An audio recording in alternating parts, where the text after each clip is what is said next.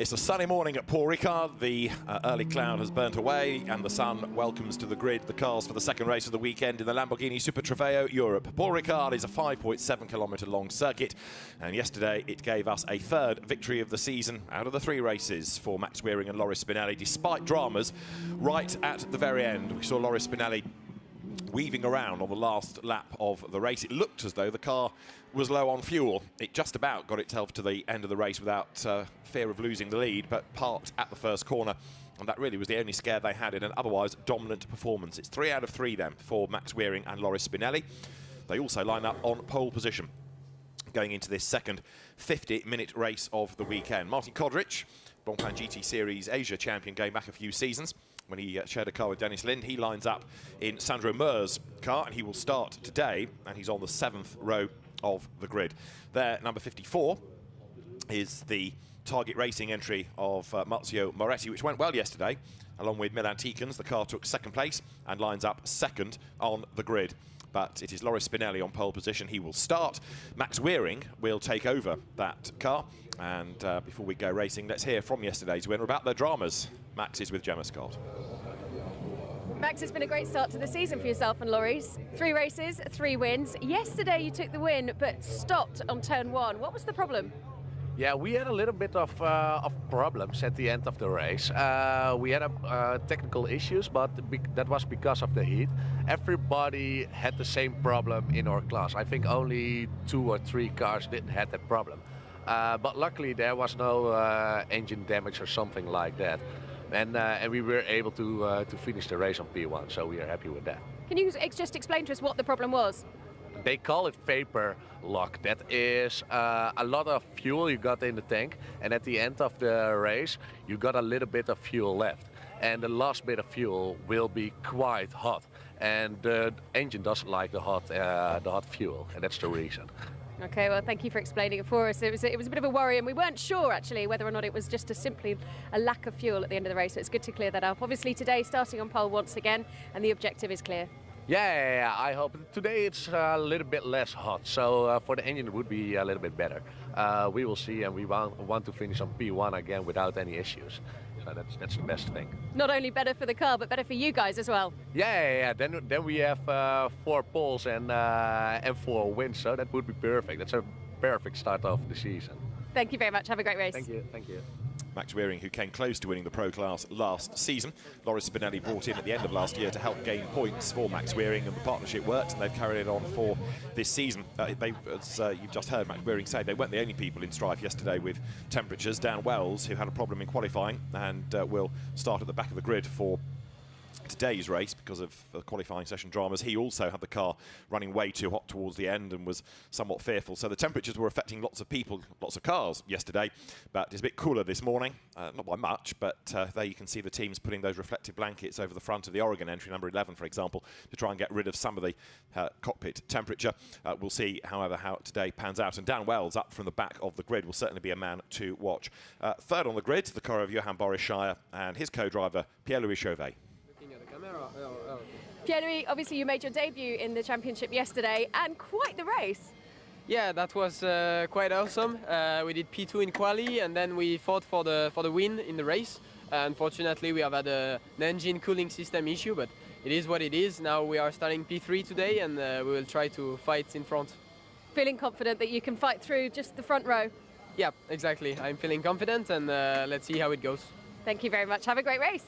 Thank you very much. Yeah, Pierre-Louis Chauvet, one of the stars of the first stint, and when Johan Boris got into the car on his outlap, it all sounded horrible, and that was the reason why, because the engine cooling system went haywire, and the car was a retirement. So Loris Spinelli is the man to beat, and he will line up on pole position then. So that's very much the favoured car, fancied car. It is run by the experienced Bonaldi Motorsport team that's been in this championship through all sorts of iterations. The latest Huracan, the earlier Huracan, going back to the previous Lamborghinis that were the base car in this series. And as the safety car leaves the grid, we are getting closer to our start time. Milan Tikans and Marzio Moretti will line up 2nd on the grid. Marzio Moretti, one of the stars of yesterday's race. Marzio, across the grid, I think everybody's grateful for the cooler temperatures this morning. a slightly easier race all round for the car and for the drivers perhaps, but challenging nonetheless with the competitiveness in this championship. Exactly. This year the field is very tough. We have a very strong competitor next to us. Starting in P1 is the Spinelli winning car, but also other drivers like number 7 are very fast in this sport car circuit. Nonetheless, the lower temperature here will make the race a lot easier, especially for the car, but also for us drivers, because the temperature in the cockpit is very high, and yesterday the pain was on the hot. This was almost unbearable. Yeah. Thank you very much. Have a great race. Thank you.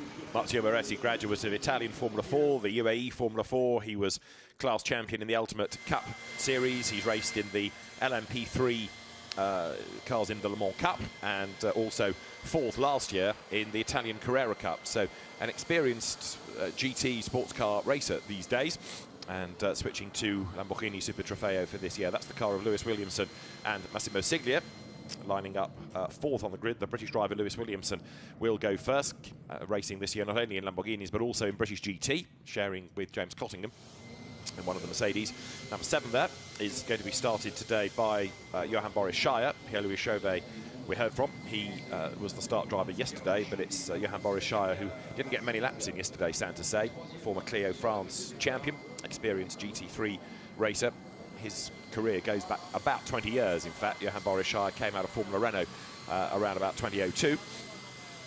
And that car run by the Arcadia racing team. Johan Boris Shire then to go first. We know Pierre-Louis Chauvet is not in the car because we saw him standing on the grid a little while ago. So, as the countdown continues on the grid, the grid itself now being cleared, the last engineers will stay to the 1 minute board and fire up the engine, and we can have a stroll down that grid with Loris Spinelli on pole, and to his left is the car of Milan Tikens, ahead of Johan Boris Shire and then Lewis Williamson. Number 6, the white car, is Jean-Luc Daria, soloist Amaury Bonduel alongside, then it's Manuel Bergerano, and in the red colours, number 70, Kiwi Brendan Leach. Next up is Dimitri Govatsuva with number 13, started by Shahan Sarkissian. Then you have Emiliano Zonzini and Josef Zaruba ahead of Gabrielle Rindon, and the red car of Martin Kodrich, number 32, is next. Then the next of the Oregon entries of Alessandro Tarabini. Magnus Gustafsson is alongside. Yesterday's AM winner, number 55, is Andrei Lewandowski, and alongside him is David Serban. Tim Muller comes next with 96, Raffaele Giannoni alongside. The Lamborghini Cup winners yesterday, the Privitello father and son. It's son Donovan that starts number 8 alongside Mark Rostam. Then number 2 is going to be started today by Eli Dubeli, and number 5 is Gregor Chulski. 64, Antonius Vossos goes solo. Benoit Semelon starts the car alongside him. Another soloist is next, Gerard van der Horst, who's had a win in Lamborghini Cup. Francois Grimm had a spin yesterday, he's alongside him. 24 is Oliver Freimuth, but missing number 12, Daniel Waschinsky, should have started that car. Kurt Wagner is in 22. 88 is Hans Fabry ahead of Keron Lee. Now that car also missing from the grid, but we do have Jose Ortega. Number 91 is there, which is Paolo Bilieri to start today. Rodrigo Testa, a soloist alongside. And there is a car to watch, because the very, very quick Brit Dan Wells will go first after dramas in qualifying. And he was half in jest, saying that this will show all his heroics in the first stint. Well, don't bet against it. Dan does still fly under the radar a little bit. He went off to China early in his career and won the Formula Pilota Championship and made quite a name for himself racing in single-seaters and indeed in touring cars in Asia. He is an excellent driver coach, very, very quick driver in his own right, very much a star of esports racing as well, and it's great to have him back racing in Europe.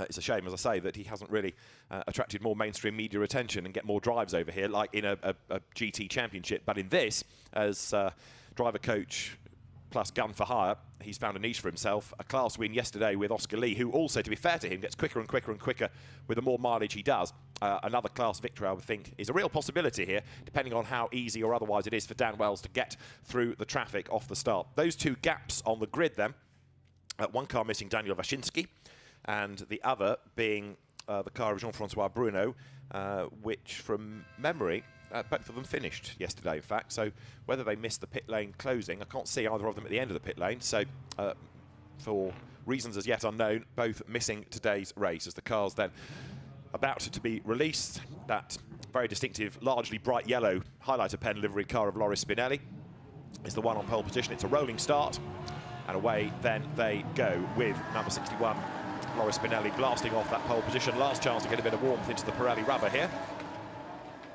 And as the field accelerates towards turn 1, we can see how this championship caters for all experiences. Quick reminder of how they line up then. Loris Spinelli on pole, Milan Tikens alongside. Second row of the grid is going to be Johan Boris Shire, not Pierre Chauvet, and Lewis Williamson alongside. The third row of the grid, Jean-Luc Daria starts, and Amaury Bonduel will be alongside. It's Manuel Bergerano on the fourth row with Brendan Leach for company. The fifth row, Dimitri Govatsuva and Shahan Sarkissian. Then Emanuele Zonzini and Josef Zaruba. On the next row of the grid, Gabrielle Rindon, who's had 2 wins in the AM category this year. Martin Kodric, one to watch alongside. Then it's Alessandro Tarabini with Magnus Gustafsson alongside. GT4 and TCR racer Andrei Lewandowski, real expert in these cars. And then it is David Serban, one of the Lamborghini young drivers in Super Trofeo racing this year. Tim Muller and Raffaele Giannoni come next on the grid, ahead of Donovan Privitello and Mark Rostin. 12th row, Elie Dubely and Gregor Machulski, ahead of Antonios Vossos and then Benoit Semelin. Gerard van der Horst is on the 14th row with Francois Grimm for company. There's Oliver Freimuth next, but missing from the grid, Daniel Waschinski. We should have Kurt Wagner and Hans Fabry on the next row of the grid, but missing also is 87, Kerong Lee's car. Jose Alfredo Hernandez Ortega is there, so is Paolo Biglieri and Rodrigo Testa, and Dan Wells starting at the back of the grid. Very much a man to watch in this race then, as the cars work their way up through the right-hander at Senior, the very fast right. You will have noticed on that formation lap that for this championship, the Mistral straight broken with the chicane, because it is a category with largely AM drivers, so just to bring the speeds down a little bit, and as much for safety as anything, the chicane is installed on the Mistral. But still, you're arriving at Senior very rapidly indeed. So far this season, wins have gone the way entirely in Pro to Loris Spinelli and Max Wearing. They have been absolutely unstoppable. As far as Pro-Am is concerned, Dimitri Govatsuva and Milan Petelet have had a win. Emanuele Zonzini, Emanuele Comlabini have had a win, and Dan Wells and Oscar Lee have also had a win. In Lamborghini Cup, honours there split between Hans Fabry, Gerard van der Horst, and yesterday Luciano and Donovan Privitello. And in the AM contest, 1 for Andrei Lewandowski and 2 for Gabrielle Rindon. So there's been a reasonable split of winners across the classes, but very much the dominant team in Pro, Max Wearing and Loris Spinelli. So there is Martin Kodric working his way up towards the grid. Number 32, he shares the car with Sandro Moore, and brought in at the last minute really to be added to that car. There you can see number 7 then, which is Johan Boris Shire, starting today. The transponder is in the wrong place, so that's why it's showing Pierre-Louis Chauvet, but it is not. It is Johan Boris Shire, who barely got a lap in yesterday, because as soon as he got in the car, that engine cooling system issue really did hamper them. Up they come then towards the end of the formation lap. 51 then, Dan Wells will be a man to watch at the very, very back to try to make good progress. He is a pro in a Pro-Am car, so he should be able to gobble up a fair few of those, even on the run down towards the first corner. Loris Spinelli then on pole position. Alongside him is Milan Tikans as we get set to go racing. The cars accelerate their way up towards the timing line. The lights on red at the moment will change once the race director, Alain Adam, is happy. And we go green, we go racing, and an absolutely demon start by Spinelli, who just checks out, waves goodbye to the rest of them. Already starts to jink one side and then the other to try to get a bit more warmth into the tyres before he moves to the outside to commit to the line for the first corner. Spinelli it is then who leads into turn 1. Second, Milan Tikans, and the cars thread their way through for the first time. Number 2 going through there, you can see, is Elie Dubely. 1 or 2 get forced out wide. 51, Dan Wells has already made progress. That from the back of the grid, and a big, big drama there, because off the road spectacularly goes Johan Boris Shire. Didn't look as though he got a tap from behind. That looked as though he got it wrong under braking.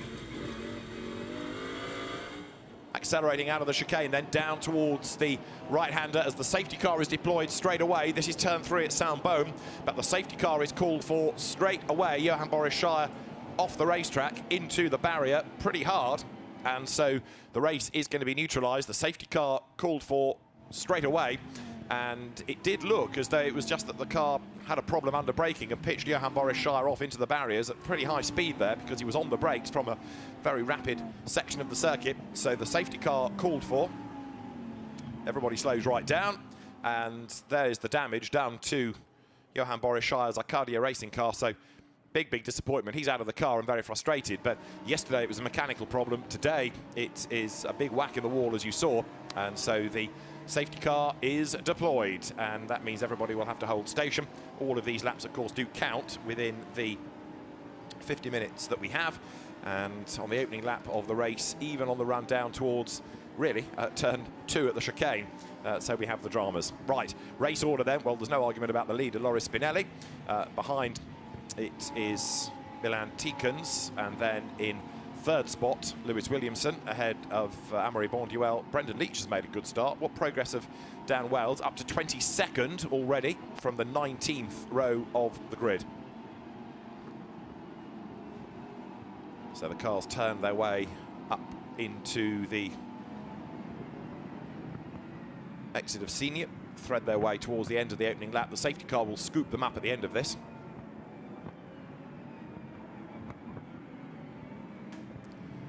So the field up to the Virage Dupont, the last tight right on the lap. And Loris Spinelli not able to build the gap, of course, while we have the safety car like this. The fans in the grandstands look on, and the recovery team starts to try and remove this battered car of Johan Boris Shire off the circuit. Safety car in this lap, safety car in this lap. So says the race director. That's the voice of Alain Adon that you hear. So it will be a relatively brief safety car period, just one full lap. So the car able to be retrieved fairly swiftly. Now let's try and piece it all together. This was the start. Great shot at the cars, absolutely howling down towards the first corner. Johan Boris Shire then on the inside of the second row. It looked like an absolutely perfect start, that from Spinelli. Whether he was anticipatory or not is up to the officials to judge, but it looked from the views that we've had as though it was absolutely fine. He does jink around a little bit there, just trying to get a bit more warmth into the tyres, secure the line, then he goes for the apex and turns in. Turn 1 was fine. It was the run down to turn 2, the chicane, where it all got lively. Elie Dubely there ahead of Donovan Privitello. Privitello in number 8. So far so good on the opening lap. But there, picked up just slightly late, but it did look as though that was Johan Boris Shire with some sort of failure, a brake drama potentially. Don't think he got a tap in the back. Let's have a look. This is Johan Boris Shire's view. So away he blasts. Can't get up alongside Milan Tikens. See the way there that just chinking around a little bit is Loris Spinelli as he tries to get a bit more temperature into the tyres before now he has to commit to an apex for the corner. Shire goes up the curb. So far so good.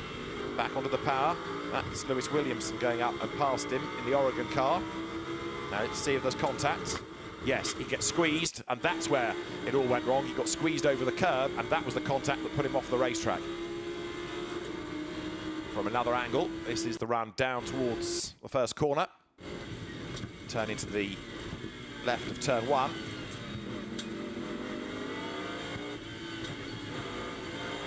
That's the Bonaldi car in the hands of Martin Kodric, and he accelerates them down to the chicane as Johan Boris Shire is already off the racetrack. There is the car bouncing along the barrier, and to take evasive action, Kodric goes off the racetrack and slots then into the queue.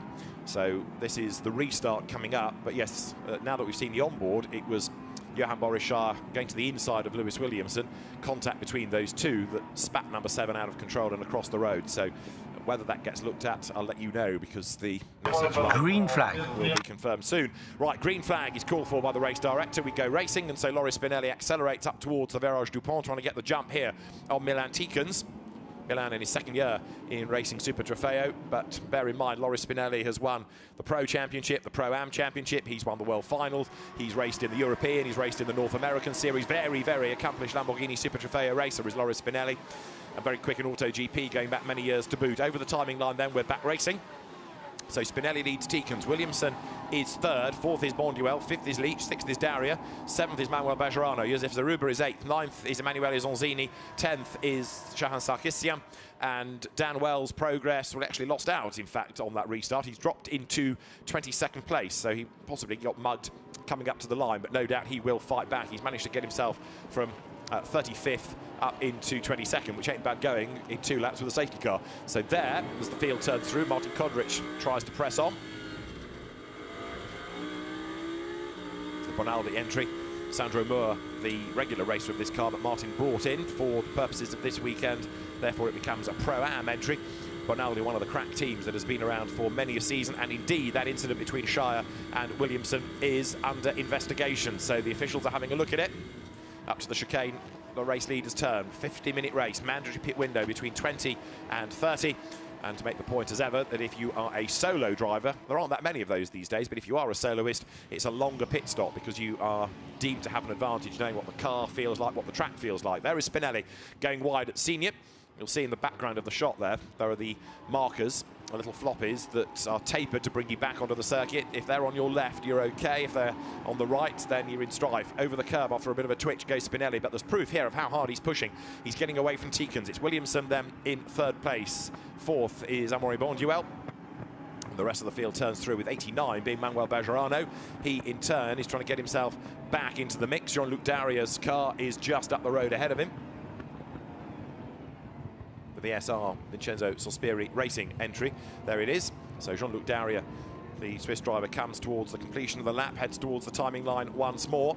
Number 66 next in the queue, the Michenek Motorsport, the Czech team. That is Josef Zaruba, who starts today. Will give way to Bronek Formanek. So the leaders go through. The gap that Spinelli has over Tikans now is 1.9 seconds. Up into fourth place now has gone number 70, which is Brendan Leach. So the New Zealander making good progress, and there also a change because 78, which is Emanuele Zonzini, goes through ahead of Zaruba at the end of the pit straight. Dan Wells up into 18th place now. It's not the overall position necessarily, it's his class spot in Pro-Am that is the real focus, but number 51, Dan Wells, continues to storm up the order. Spinelli 2 seconds to the good then, as there is the car in the hands of Emanuele Zonzini. Took a class win at Imola, did he and co-driver Emanuele Colombini. But the pair of them new to Super Trofeo this year, certainly as a partnership. Zonzini, who starts, has raced going back, what, 4 seasons in this championship, but he's also been a real gun in single-seaters in Formula Renault up to GP3 level. And right now he's getting away from Josef Zaruba, former Formula Renault racer, radical racer as well. Out of the chicane come the race leaders. No surprise about who's done the fastest lap, and a change there because a very good effort by Dan Wells puts him up on the inside of Lamborghini young driver David Serban.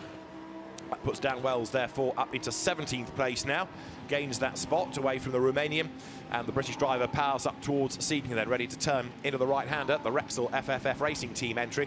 The FFF Racing Team growing all the time in Lamborghini Super Trofeo. And, of course, that's the squad that Andrea Caldarelli operates that was so successful in European GT3 racing going back to 2019. Number 32 there. That's in the Bonaldi stable, Martin Kodrich. That car, to me, looks like a different car from yesterday. I would swear blind it was red yesterday. And that is definitely not a red car. Number 13 behind is Shahan Sarkissian, the Lebanese driver, doing a very good job here at a circuit he's spent a precious few miles racing at up until this weekend. But Sarkissian, who raced in the UK in Formula Renault, goes through and accelerates down towards turn 1.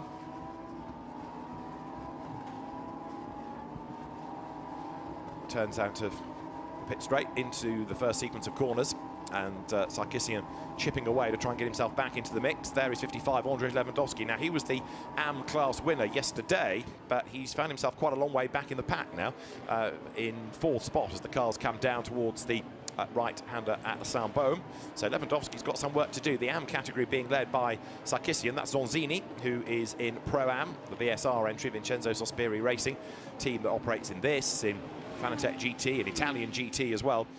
Dan Wells, I think I told you, was 17th. He's gained another spot at the expense of Raffaele Giannoni, so he's creeping up the order overall. And as he does so, that means he's also getting closer to the opposition in class.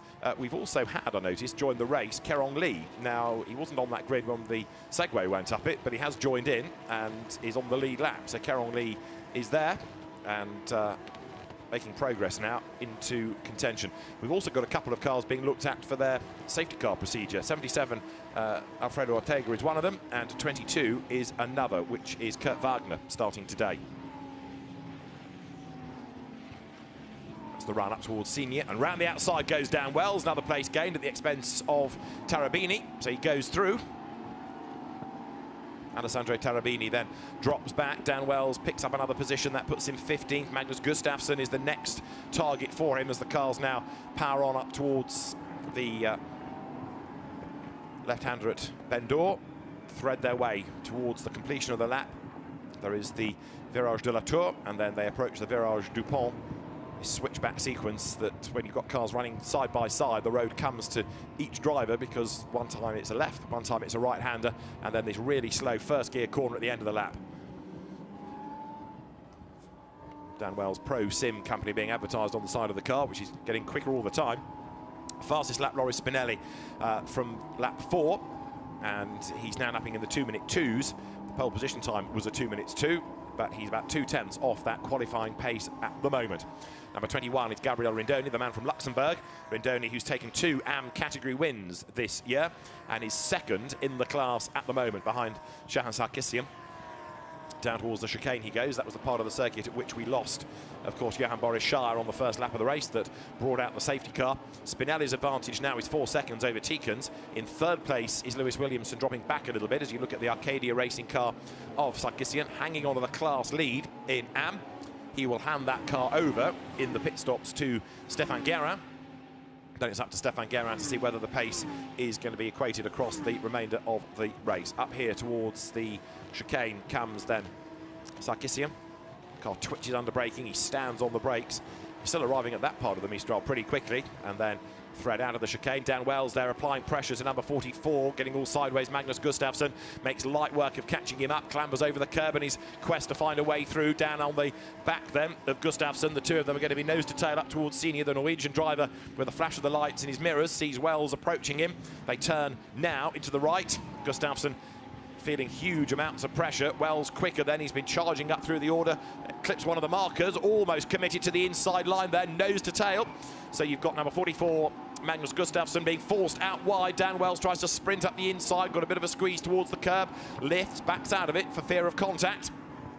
Both of these are in Pro-Am, so this is a battle for overall position 14, but it's also a battle for points in the class. Dan Wells and Oscar Lee 1 point ahead in the standings coming into today's race after their class win yesterday. And Dan Wells trying to force a mistake out of Gustafsson, whose line is a little bit wayward there, but Wells himself gets sideways. Now he needs to tighten the line coming out of the Virage du Pont. Fires the gun, as it were, coming off the corner, up towards the line. He doesn't get up alongside, so it is going to be Magnus Gustafsson who is ahead as they break the beam. He's ahead by about 2 lengths, if that. Down towards turn 1 they go. The margin between them as they went over the timing line was 0.2 of a second. Dan Wells good on the brakes, but of course the higher up the order he gets, the harder it is to make the progress, because you're racing against drivers that are quicker than the one you've just passed, and therefore theoretically better drivers as well. More drivers under investigation for safety car procedure, incidentally including Mark Rostam and also Tim Muller. But right now, Dan Wells finding it harder to jump up past Gustafsson than he's found getting past other drivers. Gustafsson has fended him off for the best part of the lap right now then as they come towards L'École once more. Turn right, turn left, now onto the Mistral, and further up the road there's more traffic in this order of Spinelli, the leader, Tikans second, Williamson third, Leach fourth, fifth is Amaury Bonduel, Jean-Luc Daria is sixth, seventh is Manuel Bergerano, eighth Emanuele Zonzini, ninth Josef Zaruba, 10th Martin Kodrich. There going through is 21 Gabrielle Rindoni in 13th, and there's your 14th and 15th battle, with Gustafsson having been able to fend off Wells. In fact, they were closer a lap ago at that part of the circuit. So now life is getting harder for Dan Wells the further up the order he makes. The pit window opens in just under 5 minutes as the race leader, Loris Spinelli, comes towards the end of the lap. Dan Wells a little quicker than Oscar Lee. You can anticipate, therefore, to go a bit longer into that window. Loris Spinelli likewise, he's quicker than Max Weering, so again you can anticipate that he would also potentially go further in the stint as he comes then up through the Virage du Pont. But Spinelli just makes this look so easy, doesn't he? He comes then now towards the timing line, accelerates on his own up past the pits. Nobody around him at the moment as the field goes through. The advantage that he has got over Milan Tikans is now about to be confirmed, 6.2 seconds. So it is a remarkable margin that he's built. Lewis Williamson is third. No more on that investigation into the lap 1 tangle for the moment. Brendan Leach is fourth, Bonduel fifth, and a change for seventh as Zonzini has gone ahead of Bergerano. Wait to see what's going on between Gustafsson and Wells. It is Dan Wells ahead as it comes over the line. So the change has happened as you look at Lewis Williamson, who is currently the Pro-Am leader. He shares this car with Massimo Siglia, who came into the championship last season. Lewis Williamson, we did see quite a lot of in GT racing a good few seasons ago, largely with Straka Racing, but then had a few years away. He was Pro-Am champion in 2018 in what was then the Blancpain Endurance Series, but he's trying to rebuild a career in GT racing. Is Lewis Williamson in British GT and in the Lamborghini Super Trofeo as well. Accelerates up the Mistral straight. The other Oregon entry of Alessandro Tarabini is squabbling with Raffaele Giannoni. But that is Lewis Williamson, and Brendan Leach, you can see behind it, the car that he shares with Gerhard Watzinger is getting closer all the time. So Brendan Leach, another much underrated driver. Good to have him in Super Trofeo this season. The Kiwi, who's come out of their Formula Ford Championship and the Toyota Racing Series, for example, raced these cars in Asia and into not only this series, but also Fanatec GT this year. He is making a big impact onto the tail of Lewis Williamson. And we have got time penalties being added for quite a number of cars now for overtaking under the safety car. So 10 seconds will be added to number 4, which is currently Mark Rostam, to number 22, which is Kurt Wagner, also to 77, Alfredo Ortega, and 97 of Tim Muller. 10 seconds to those cars for overtaking under the safety car procedure. So the pit window is imminent. It'll be open for some at the end of the next lap as the field accelerates again down towards the Virage Dupont. There, number 66, you can see, is Josef Zaruba. So he lost out earlier on to Emanuele Zonzini, and Zonzini continues to push on, getting quicker all the time, moving himself up now into 7th place. Race leader 7 seconds to the good. So this is going to take some losing from Max Wearing's point of view, as you see the field turn once again down through the first left-hander, Manuel Bergerano in 89, fends off 66 there, which is Josef Zaruba. And Bergerano, another driver new to the championship this year, ex-Euro Formula 3 racer, kartist as well, trying to kick-start his career, like many. Lack of funding has rather gone against him, but he is looking pretty good in these cars, and the more experience he gets, so the quicker he will become. Bollard lying just to the outside of the road there, going towards L'École, but as the field turns onto the Mistral straight once more, we're currently on lap 9, and there you can see Josef Zaruba hustling on to try to get back onto terms with Manuel Bergerano. Now the pit window means that the driver changes for those double driver entries happen. 3 seconds extra in the pit served by the soloists to try and equate things just a little bit. But of course, if you've got drivers of differing pace, it's going to be a rather different look to the second part of the race. Onto the Mistral once more goes Josef Zaruba.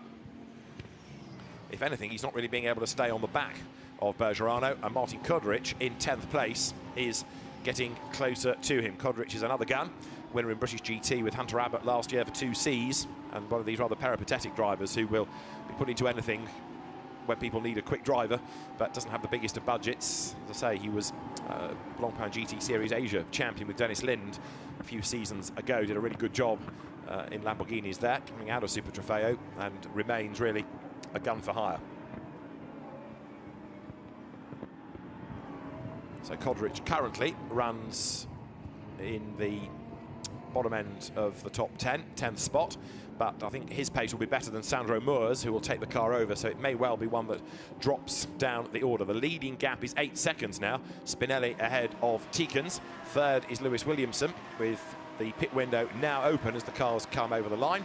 In 4th place, Brendan Leach, Amaury Monduel, who raced well to get himself into the top 3 yesterday, 5th, and it is Jean-Luc Daria currently in 6th spot there through 32. Martin Kudrich still pressing on, comes then down now towards the chicane. 13 is the car of Shahan Sarkissian, the AM leading car, 11th overall. Dan Wells has gained another place. He's up now into 13th spot.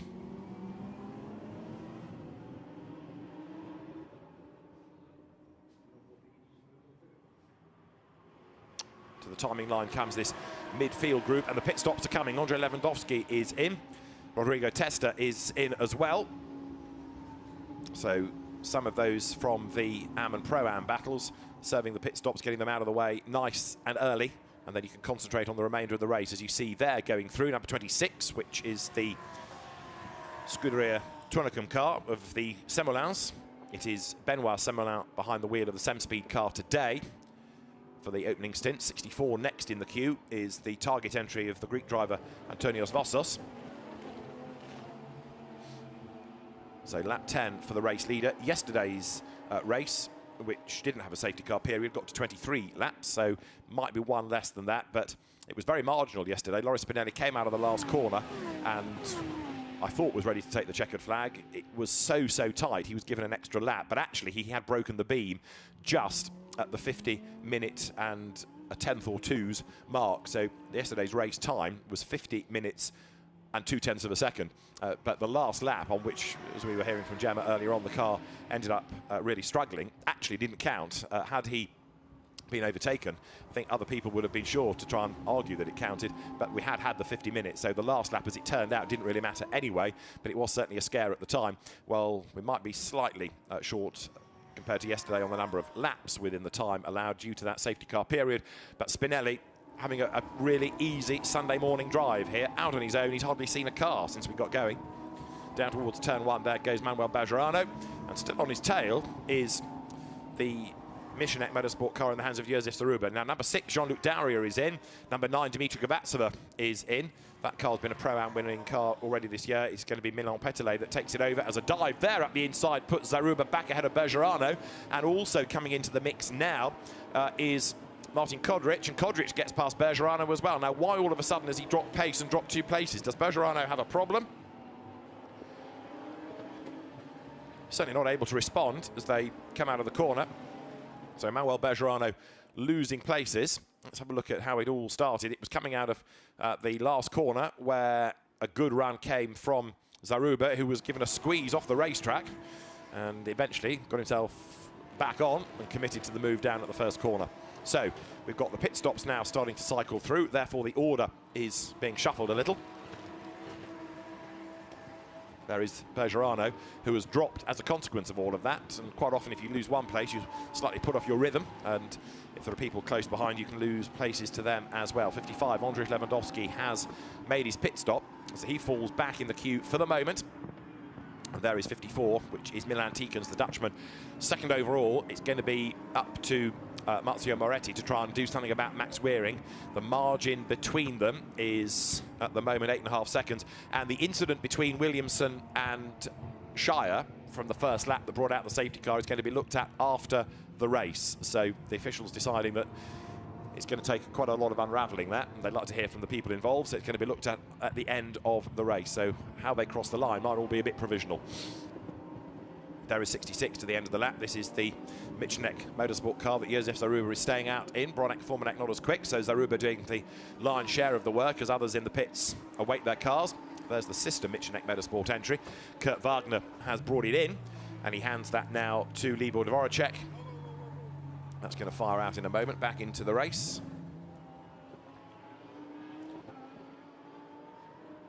There you can see number 27, that is Lewis Williamson. He's in third place, but slightly caught up in the traffic now. Those that have made their pit stops and rejoined, getting in the way, not deliberately, just a natural course of their relative speed, and that means that Brendan Leach, in theory, ought to be a little bit closer and be able to make an attack, but he's dropped back a little bit. 1.8 seconds has become the margin between third and fourth then.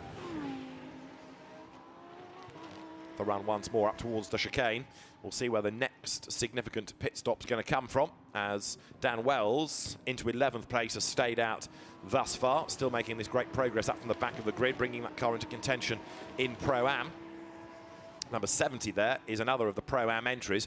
So right now, Pro-Am is Lewis Williamson ahead of Brendan Leach, with Massimo Siglia to take on Gerhard Watzinger. To the inside line there goes Williamson, but he's still a bit stuck behind Lewandowski. The car's fairly evenly matched, but Lewandowski gets forced out wide and goes the wrong side of the markers. Now, that might be a track limit issue, and Lewandowski's off the road as well there, going into Beausset. I think that was just because he was on the wrong line, more than anything sinister like a puncture, but the car gets back onto the racetrack now. Finally, Lewis Williamson has cleared him, and Andrzej Lewandowski is trying now to get himself back into the mix as far as the AM category is concerned. He falls down that order because of being an early pit stopper, and that's Loris Spinelli in to give way to Max Wearing.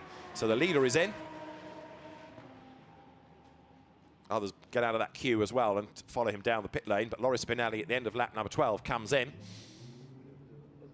pit lane here has the feature of straddling the timing line. So some people make their pit stops before they complete a lap, and some make their pit stops after they've completed a lap. So down the pit road has come the leading car. Spinelli gets out, in gets Max Wearing.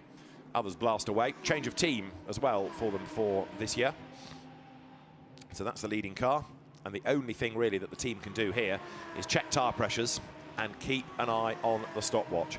It is 98 seconds line to line, and if you're under that, then penalties may come. We've had a spin, we understand, for number 2, which is the PF Legione Elie Dubeli entry, and Elie Dubeli still at the wheel. That's yet to make a stop. Onto the Mistral straight comes then 54. So for the moment, this is Milan Tikens who leads the way. He's got to serve the mandatory stop, of course, as well, to put Marzio Moretti into that car. And then it is up to Moretti to try to bring down that margin against the number 61 Max Wearing-driven race-leading car. There it is, venturing back out into the race. So Milan Tikens pushing, but it might be that he comes in this time anyway. I do Elie Dubeli a disservice because that car is being shown as having made a pit stop, even though Elie is still shown as the driver. But if it's made a pit stop, it will be Pierre Feligioni at the wheel that had that spin. The timing screen relaying the wrong driver information to transponder in the wrong place. Therefore, that wasn't changed in the pit stop. As they're going through back onto the racetrack is 61. It's now got Max Wearing at the wheel of the Bonaldi entry. And we'll see this time whether Tikens makes the pit stop in number 54. That's number 9, which is quietly getting on with life after a spin yesterday. Dimitri Govatsuva has given way to Milan Petelet. Petelet was a spinner at this corner in yesterday's race. And that, off the road, is number 6, which was the Jean-Luc Dary and now Stefan Tribodini car. Tribodini has taken it over and had drama on either his out lap or a very early lap, that's for sure. So back onto the circuit goes Tribodini, but the former French GT class champion has had a drama, and that's cost them some time, clearly. So more for the pit lane, including Tikens, including Williamson, including Leach this time. And away goes number 97 that Tim Muller has given back to Jürgen Krebs now. So into the pit lane comes number 54, the Target Racing entry for Marzio Moretti to take over. Out will get Milan Tikens. The Dutch driver wriggles free. Marzio Moretti, another of the Lamborghini young drivers, as is Milan Tikens as well. Also Lamborghini young drivers in this race. David Serban, Pierre-Louis Chauvet, Amaury Bonduel, Milan Petelet, Filippo Berto, Alessandro Tarabini, Shahan Chandrasoma from the North American Championship is one on that list, who is another real gun, but out of the European entry. A good number of Lamborghini young drivers, and many of them, as you've been watching, up at the pointy end. And another of them, Amaury Bonduel, by staying out, is currently in the lead, but he's leaving this late to make the pit stop because the window will close in 42 seconds' time. So Bonduel is a bit marginal here as to whether he gets in before the window closes. That is Max Wearing coming up towards the timing line. So this car should get its lead back here, and it will do so. Remember, it was something like 8 seconds, the margin that Loris Spinelli had managed to build up in that first stint. Through goes Max Wearing then. Everybody else comes pouring out of the pit lane. You can see the clock ticking down. When it gets to 20 minutes, the pit window is going to close. And Amaury Bonduel, number 28, has not yet made it into the pit lane. 5 seconds of the window, 4 seconds of the window, 3 seconds of the window remain open. And Amaury Bonduel is still not in, and the pit window is now closed. So number 28 leads on the road, but unless he's got a transponder glitch, Amaury Bonduel showed, there he is, as not having made a pit stop. He's in this time, but it's too late. The pit window is closed. He will arrive in the pit lane when, let's see when he crosses the beam, about 15 seconds late.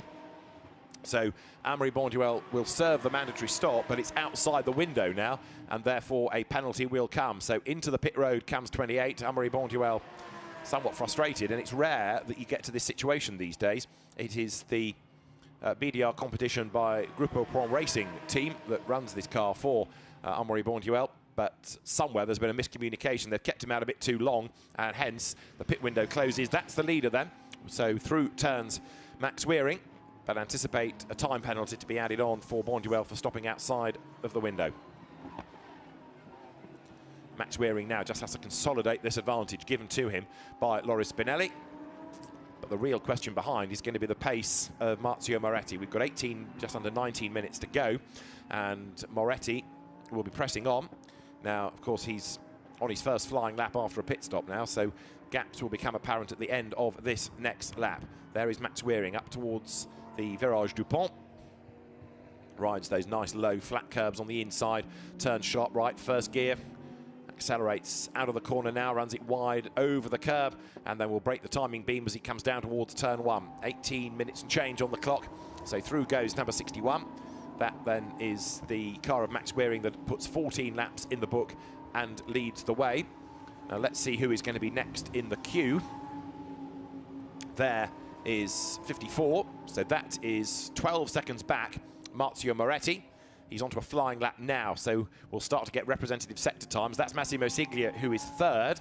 In fourth place now is going to be there, Manuel Bergerano, and behind, rejoining the race, is Amaury Bonduel. But Bonduel, as I say, for stopping outside the window, is going to drop back. Colombini is in the mix as well, and then Bronek Formanek next in the queue. So there is Amaury Bonduel, but he's got, I think, trouble still to come in this race. So now sector times become interesting to watch. 12 seconds is what we have between Wearing and Moretti.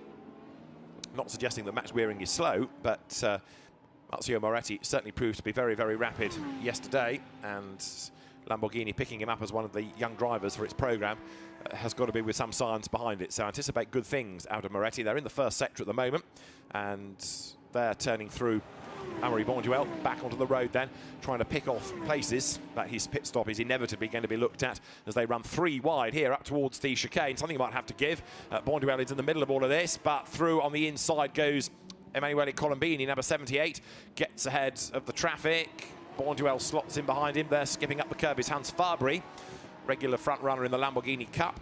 But right now, that is being led by yesterday's winners, the Privitellios. So Hans Fabry is quite a long way back currently in the Imperiali Racing entry as the leaders swoop once more out of senior on towards Beausset. So Max Wearing holding sway at the moment.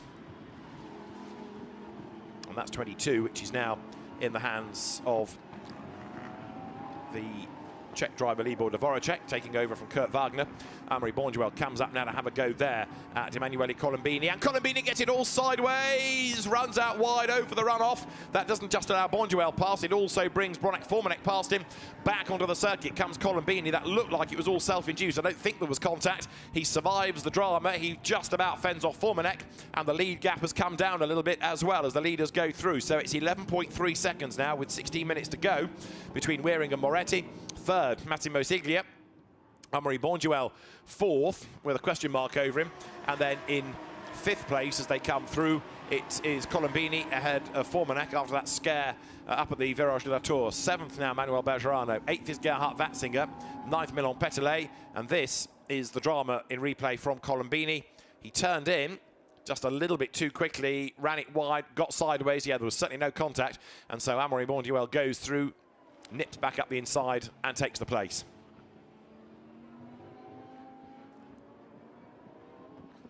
Now the gap between the race leaders, 11.3 seconds last time they crossed the stripe, and we are awaiting Marzio Moretti to the end of the first sector.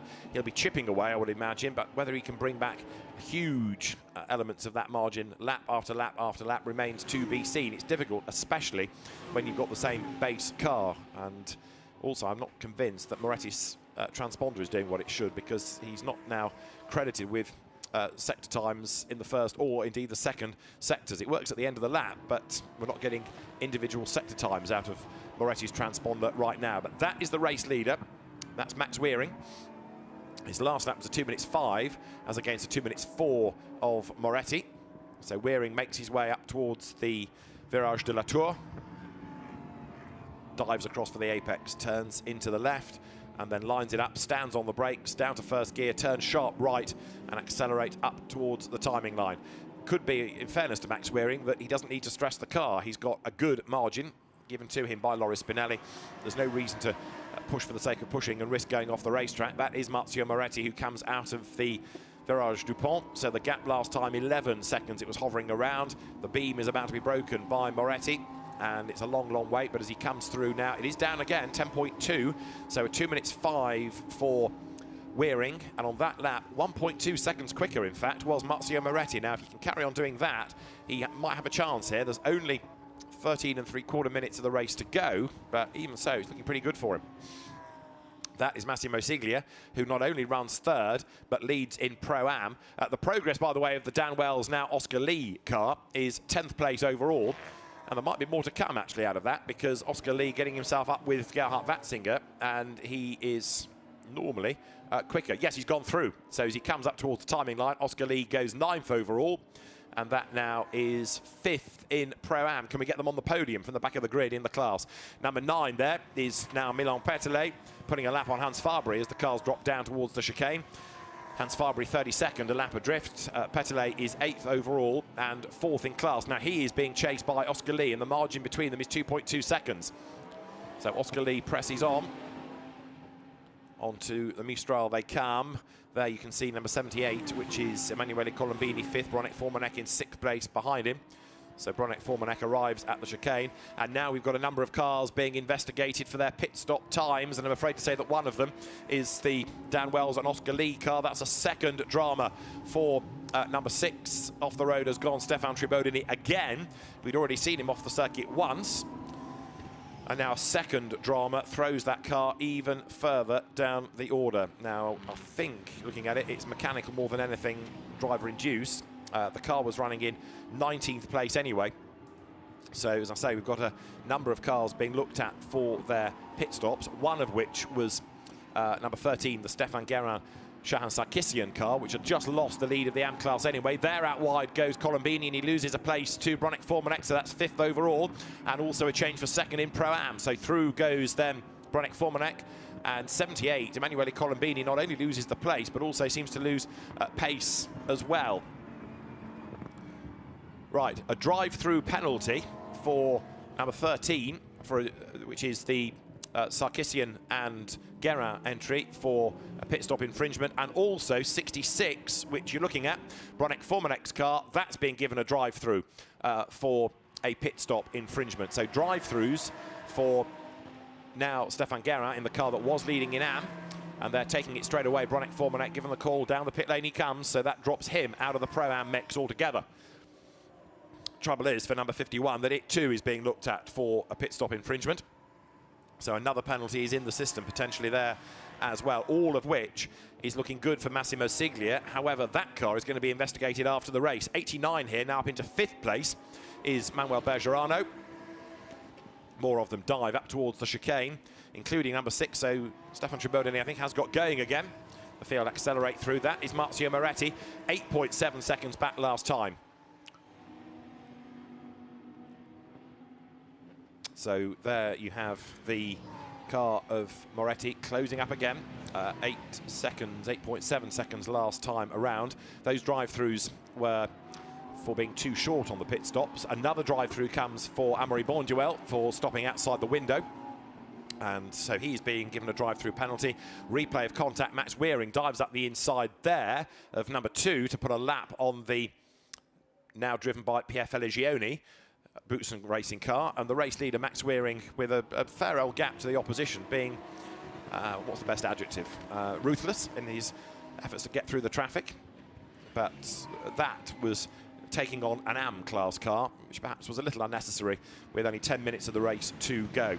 Right, I'm still waiting to see if anything comes out of the system for number 51's pit stop, Oscar Lee and Dan Wells. It was 1 minute and 37.7 seconds, and a pit stop should be 1 minute and 38. So the penalty will be applied accordingly by the stewards, with the pit in to pit out time being monitored by the timekeeping service. There really is nowhere to hide. That's Massimo Siglia that goes through, clear now in Pro-Am, barring anything that comes post-race. Emanuele Colombini runs 2nd in Pro-Am. Milan Petelet runs 3rd in Pro-Am right now. The leading AM is Gabrielle Rindon, and Rindoni here then is looking for a 3rd win out of 4 races. Don't forget, it's 4 out of 4 overall, potentially, if Wearing and Spinelli win this. The margin 8.1 seconds then to Marzio Moretti. The gap stabilising a little bit now.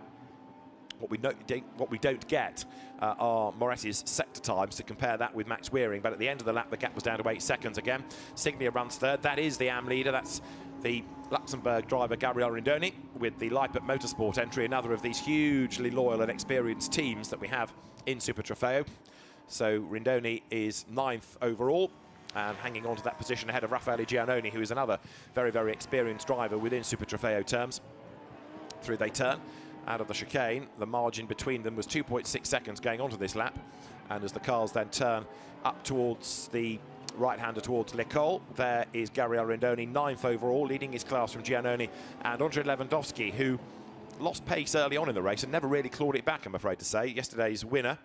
So yesterday the soloists were certainly saying how hard work it had been in the cars. Up towards the chicane on the Mistral then goes the charging Rindon. That's number 9, that's Milan Petelet, getting himself closer all the time to 2nd in Pro-Am, because he's on the back of Emanuele Colombini now as the cars come up towards Senior. Turns through that fast right-hander. Now that run up towards Beausset. And where does Milan Petelet make his move then? Petelet, who has been racing in the past in the French Carrera Cup Series, in the French GT Championship, knows Paul Ricard pretty well. And Emanuele Colombini feeling that pressure right now as the cars run nose to tail up towards Bendor through that long looping left-hander. Colombini, the furniture company, ran out wide, big Porsche enthusiast before coming into Lamborghini racing, and tries to stave off the challenge here. Nose to tail they run, and Emanuele Colombini certainly is under attack, and it's looking a bit inevitable now that Milan Petelet is going to go through. Amaury Bonduel serving his drive-through penalty. So these two are going to gain a place anyway, but with Bonduel doing that walk of shame as it is, the drive of shame down the pit lane. 7 minutes are on the clock as the leaders go by once again. Turn down towards that left-hander at turn 1. The margin between them when they came over the line was 0.4 of a second, but Petelet looking the quicker of the two now. Behind them, still charging along, is Oscar Lee, next in the battle in Pro-Am. The leading Lamborghini Cup entry, incidentally, is Luciano Privitello, who's taken over from his son. Yesterday they got tagged into a spin early in the race. Today that car has gone trouble-free and is clear, looking for a second-class win of the season and indeed of the weekend. This is the 4th race. The next race are at Misano. Then the teams go to the Spa 24-hour support race before Barcelona and the World Finals at Portimao, of which the last 2 races of the European Championship will feature on the Thursday and Friday. You saw Oscar Lee going through. There's one car there crawling along. That, I fear, is Tribodini once again. Number 91 is being given a time penalty at the end of the race. 91, Pietro Perolini and Paolo Biglieri. It's going to be a time penalty of 0.249 of a second added on at the end of the race for a pit stop infringement.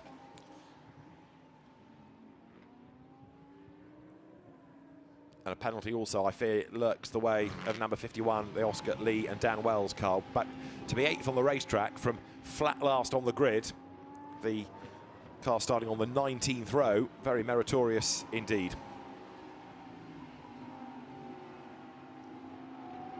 '87, by the way, the Caron Lee and Jean-Francois Bruno car that was missing from the grid but did get into the race late, that has got up into 24th place. So those two drivers that are in the Pro-Am competition as well chipped away to get up the order. 51 is going to be given an 0.8 of a second time penalty at the end of the race then. So 0.8 will be added on to Oscar Wells, and a contact there that turns around Colombini. So around goes number 78. It was Milan Petelet that went through. Well, that gives Petelet now 2nd in Pro-Am. It is going to give Oscar Lee 3rd, while Emanuele Colombini sorts himself out. 0.852 of a second to number 51 then at the end of the race. And there is Emanuele Colombini rejoining, but Petelet is going to be looked at for that surely. And I rather fear the phrase causing a collision might be applied, as there somebody runs way off the racetrack heading down out of turn 2. Was that Petelet? I think it was. So Milan Petelet completely avoids the corner and goes straight on at the end. That means he's picked up enough damage in that incident for the car not to want to turn, and he can't get it to turn. Eventually it does, but Milan Petelet having a wild old ride. Has he done the suspension or a tyre? Either way, that car is now very hobbled indeed, and it does not want to stay on the racetrack.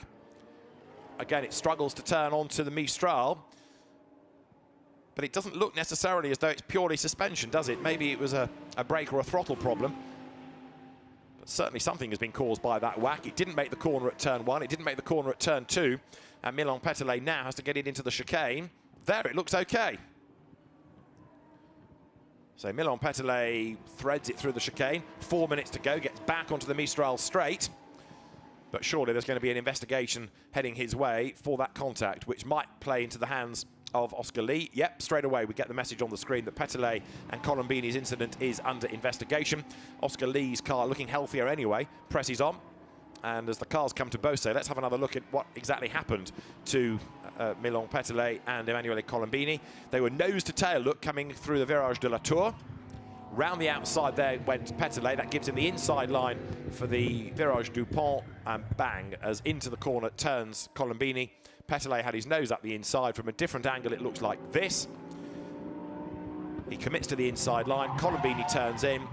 He was certainly halfway ahead, and on that line, contact, I fear, inevitable, and so bang, Petelet gets into the side of him, turns around Colombini, and Emanuele does rejoin. But this was the second of the incidents. The car just going straight on. It had missed out turn 1 effectively by going across the runoff area, and again there going into the chicane. So whatever it was that Petelet was doing, it got round that corner with a bit of a fight, but it was fine for the remainder of the lap. There are the Privitellios, that's number 8. It is Luciano Privitellio at the wheel of the car, now leading for the Rexel FFF racing team in Lamborghini Cup. And that car now sprints on towards the right-hander of Scene as the car in the background there is Max Wearing. Now the gap's down to 7 seconds, but it's still enough in hand to make this 4 out of 4 for Wearing and Spinelli.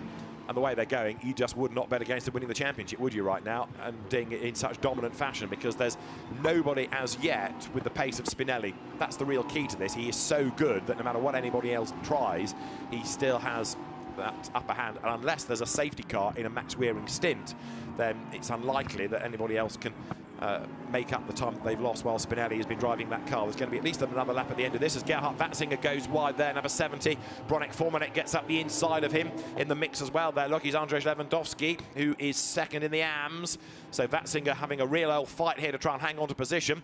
Lewandowski in the green car gets run out wide, heading up alongside all of them there as they make that run up the straight is Rodrigo Testa. Testa was somewhat spectacular yesterday, getting involved in a couple of scrapes. He's got past Watzinger, he's got past Lewandowski, and he makes the chicane as well. That was good stuff. So number 10 then, through on the inside line. Rodrigo Testa de Souza goes through, picks up places, and the ex-Carter in his first year of car racing looking better and better and better all the time. Rodrigo Testa thrown into the pro category as you look there at the change that has happened between Oscar Lee and Milan Petelet. So Oscar Lee is now second in Pro-Am. There's an 0.8 of a second time penalty to be added on at the end of the race, but there's also that investigation over the car leading in Pro-Am of Massimo Siglia and Lewis Williamson. So the story may not be over, of course, at the checkered flag. Oscar Lee heads up towards the timing line now. He'll break the beam, he goes through, and further back you see Formanek ahead of Testa, ahead of Lewandowski. Andrzej Lewandowski having a good fight here, but unfortunately it is preventing him from going after the leaders, and a 10-second penalty being given to Massimo Siglia at the end of the race for causing a collision. So they've had a look at it during the race after all, and Massimo Siglia being given 10 seconds. Does that allow Oscar Lee a chance to win the class? It does not, because it's something like 20 seconds worth of a margin between them. So Oscar Lee is, even with that penalty, not going to get close enough. So the penalty comes, but it's a 10-second penalty. That's what the stewards have elected to give to Massimo Siglia and Lewis Williamson. They're going to hang on to the class win, even allowing for that penalty, unless there's drama right at the very end of the race. And with 5 seconds to go, the checkered flag will be out this time for Max Wearing and Loris Spinelli. It's going to be 4 out of 4 for them as they come up through the left-hander of Bendor. Utterly dominant as they have been all season. A 100% record is maintained then as they come through. It's going to be a second of the weekend for Milan Tikans and Marzio Moretti. And then Massimo Siglia, Lewis Williamson for third place. As up towards the timing line then now comes Max Wearing. The checkered flag is at the ready, and Max Wearing and Loris Spinelli make it 4 out of 4 in Lamborghini Super Trofeo Europe. Another excellent performance by the pair of them. The Bonaldi Motorsport car wins at Paul Ricard. Second across the line is Marzio Moretti, sharing with Milan Tikans. And then for third place, Massimo Siglia here. Lewis Williamson, who started despite that 10-second penalty. I reckon they're going to be good to hang on to that class lead and that class victory. third overall as well, heads their way. So up towards the timing line comes Massimo Siglia for the Oregon team. And smiles all round with that class win. Fourth and third in Pro, Manuel Bergerano. Oscar Lee and Dan Wells second in Pro-Am. Milan Petelet and Dimitri Govatsuva take third in Pro-Am. The winning Am, Gabrielle Rindon. But, in fact, Oscar Lee, when you put the penalty on of the 0.8 of a second, drops back behind Milan Petelet. So, or does he? No, the timing screen has another think about it, and he does keep his second place in class. So, briefly, he was down to third. He's back up to second. The time penalty is such that he is okay. So, Oscar Lee and Dan Wells do take second in Pro-Am. Milan Petelet takes third. Back to the AMs. The winner is Gabrielle Rindon. Second will be Andrzej Lewandowski, who is heading towards the timing line. And third, Raffaele Giannoni. There are quite a lot with penalties, so things on the timing screen updating as the cars finish the race, then the penalties are applied. There's another incident being looked at between Bronek Formanek and also Gerhard Watzinger. The Privitellios win the Lamborghini Cup from the Semolins, and Francois Grimm takes third in the category. So, in the end, with the penalty for Siglia and the penalty for Lee, Siglia gets bumped back into fourth place, and the margin was 8.9 seconds. So that's after 10 seconds have been added. Gives you an idea of how far up the road Lewis Williamson had put the car in that first stint. But for Max Wearing then, an excellent job done for the number 61 Bonaldi entry.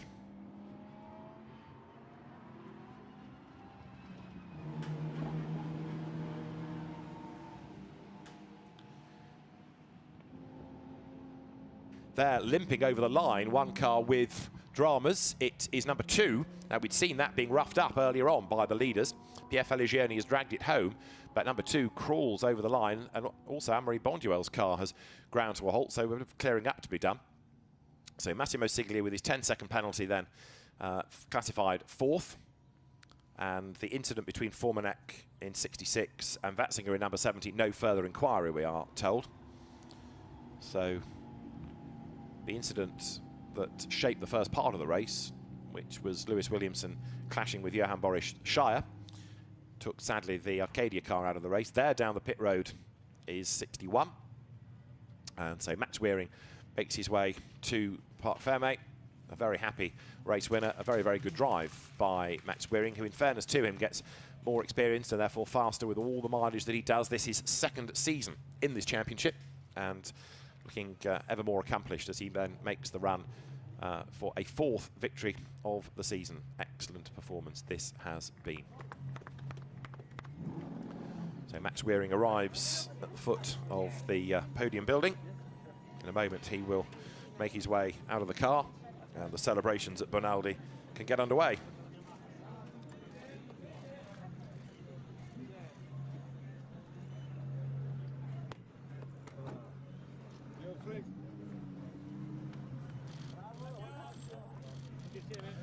So number 9, which is Milan Petelet, given a 10-second penalty, and that's what dropped him down the order.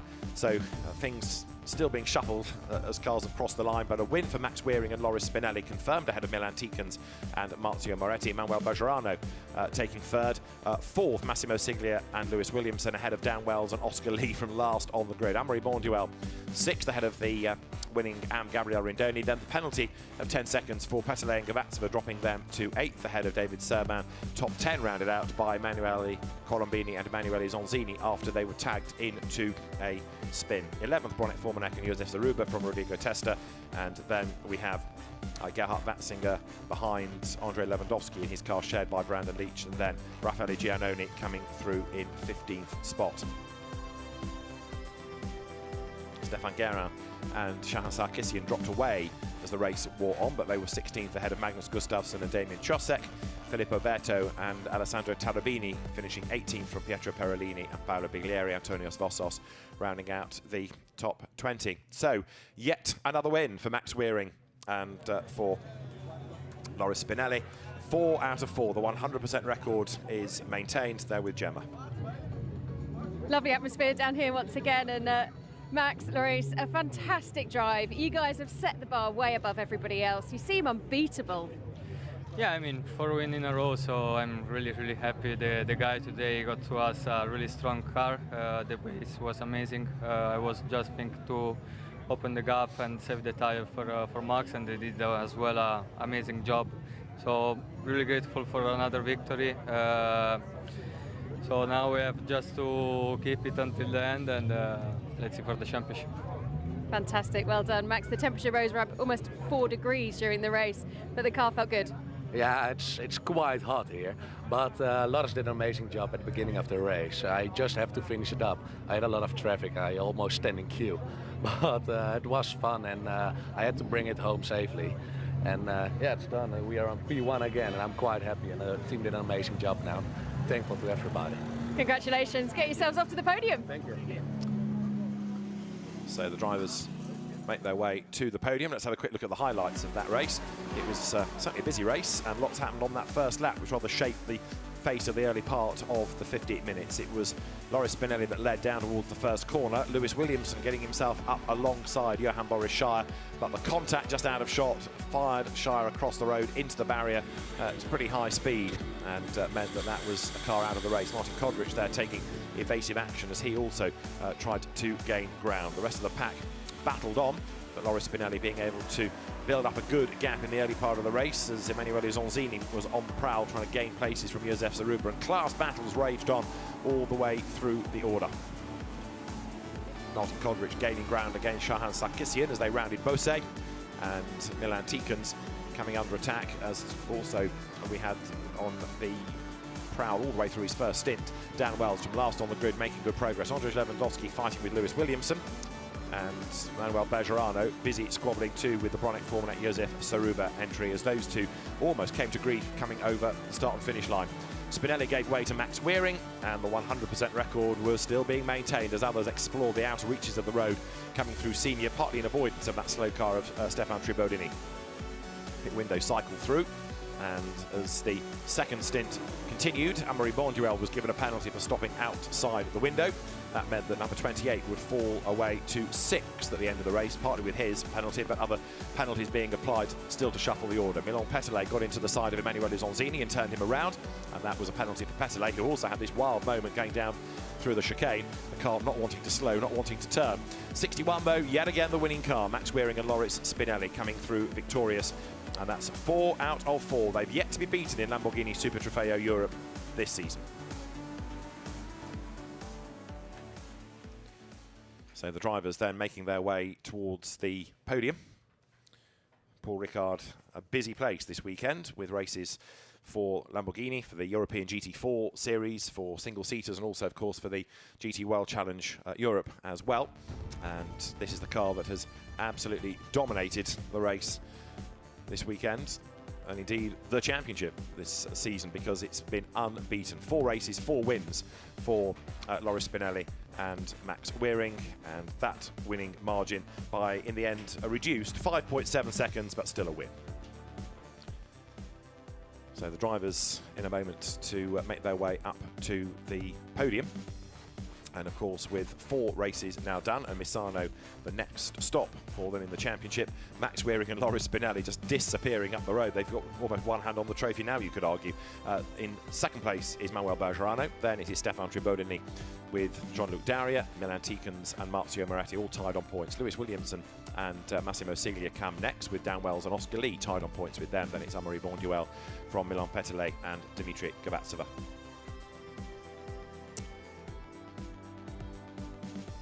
Further down the order, 1 or 2 of the drivers that did Imola but not here this weekend include Danny Pedrosa, the motorbike star, who is doing a sort of part season, and he is going to be racing when he can.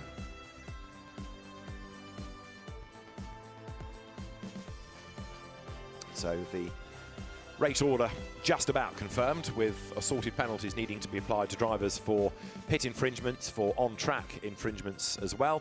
And as the teams for the GT4 European Series make their way now onto the grid. So in a few moments' time there, we have the drivers across the 4 classes all assembling at the back of the podium.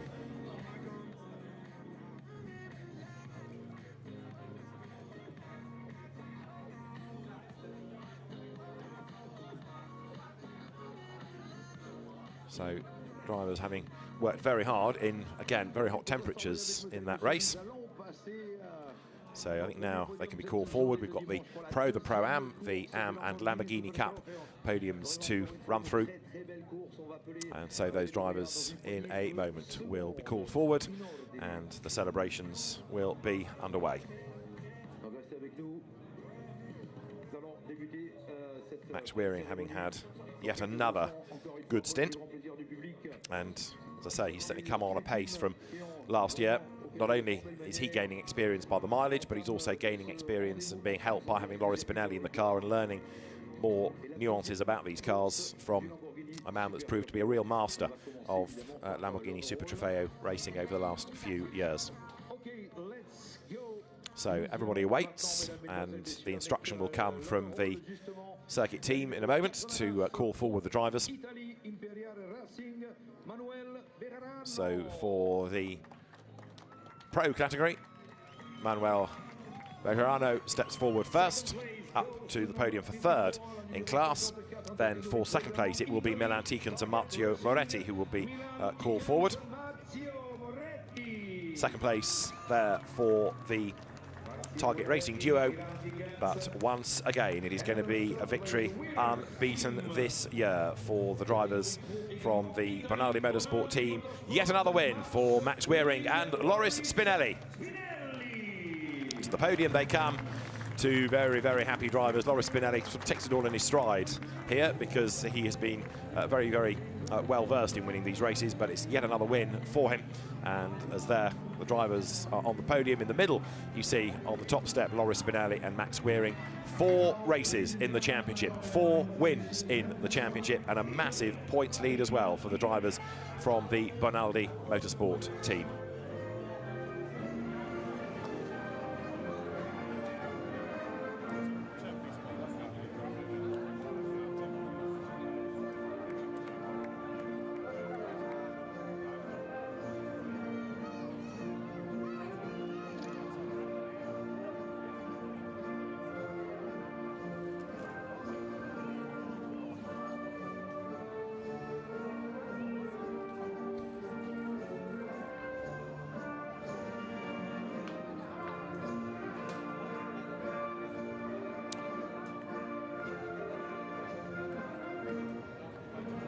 So congratulations to Loris Spinelli and Max Wearing.